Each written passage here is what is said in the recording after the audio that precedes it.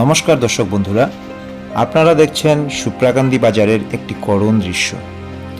দীর্ঘদিন ধরে এই বাজার এখানকার মানুষের জীবনযাত্রার কেন্দ্রবিন্দু, কিন্তু গত 15ই মে বৃহস্পতিবার জেলাশাসক মাননীয় প্রদীপ কুমার দ্বিবেদী মহাশয় ভারতমালা প্রকল্পের সড়ক নির্মাণের জন্য জমির অধিগ্রহণের বিষয়ের খোঁজখবর নিতে শ্রীভূমি জেলার সুপ্রাকান্দি অঞ্চল পরিদর্শন করেন এবং রবিবারের মধ্যেই বাজার খালি করার নির্দেশ দেন।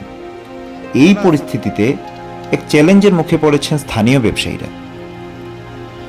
বহু বছর ধরে এখানেই তাদের ব্যবসা। অনেকেই বাপ ঠাকুরদার আমল থেকে এখানে জীবন জীবিকা নির্বাহ করে আসছেন।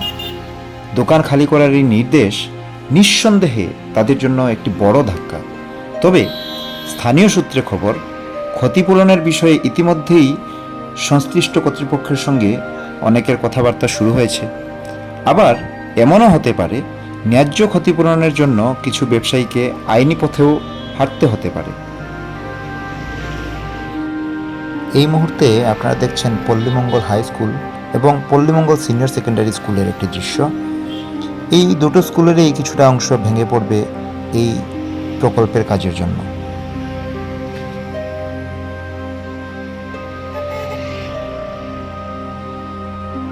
যে বাজার কোনো দিনের আলো না ফুরালে ঘুমোতে জানত না, সেই প্রাণের স্পন্দন যেন থমকে গেল শনিবার বিকেলে। সারি সারি বন্ধ দোকানের ঝাঁপিতে লেগে থাকা ধুলো যেন এক নীরব প্রতিবাদের ভাষা। অনিশ্চিত ভবিষ্যতের দিকে তাকিয়ে স্তব্ধ হয়ে গেছে সুপ্রাকান্দি বাজার। আপনারা দেখতে পাচ্ছেন বাজারের ব্যবসায়ীরা অনিচ্ছা সত্ত্বেও দোকান খালি করার প্রস্তুতি নিচ্ছেন। তবে এই পরিস্থিতিতে স্থানীয় ব্যবসায়ীরা একটি গুরুত্বপূর্ণ দাবি জানিয়েছেন। বাজার এলাকায় রাস্তার কাজ যেন দ্রুত শেষ হয়, যাতে এই কষ্টের প্রহর আর দীর্ঘ না হয়। তাদের চোখের জল যেন কর্তৃপক্ষের হৃদয় স্পর্শ করে, এটুকুই এখন তাদের প্রার্থনা। সুপ্রাকান্দি বাজারের এই ঘটনা উন্নয়ন এবং স্থানীয় ব্যবসায়ীদের অসুবিধার একটি চিত্র তুলে ধরেছে।